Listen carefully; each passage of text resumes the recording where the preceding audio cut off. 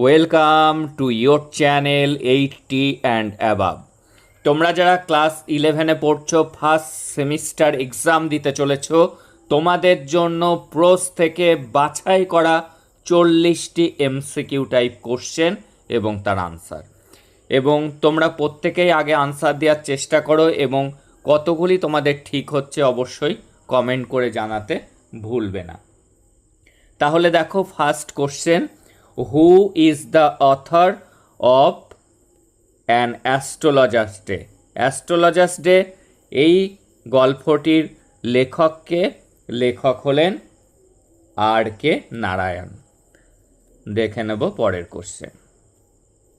Where did the astrologer sit to do his business? সে ব্যবসা চালানোর জন্য অ্যাস্ট্রোলজার কোথায় বসতো? Under a tamarind tree. দেখে নেব পরের question. What did the astrologer wear on his forehead? তার কপালে কি ছিল অ্যাস্ট্রোলজারের? স্যাক্রেড অ্যাশ অ্যান্ড ভার্মিলিয়ান, পবিত্র ছাই এবং সিঁদুর। দ্য অ্যাস্ট্রোলজার্স আই ওয়্যার, অ্যাস্ট্রোলজারের চোখগুলি কেমন ছিল?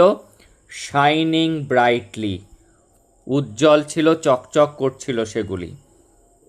The astrologers forehead and I gave him, তাকে কেমন লুক দিচ্ছিল? এ সেন্টলি লুক, অর্থাৎ সাধুর মতো তাকে দেখতে লাগছিল।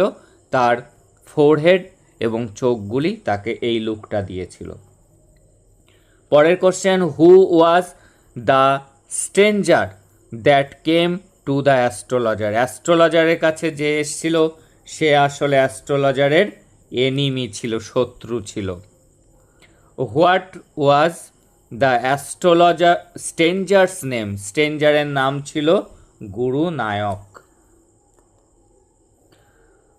What game of chance did the astrologer and the stranger play?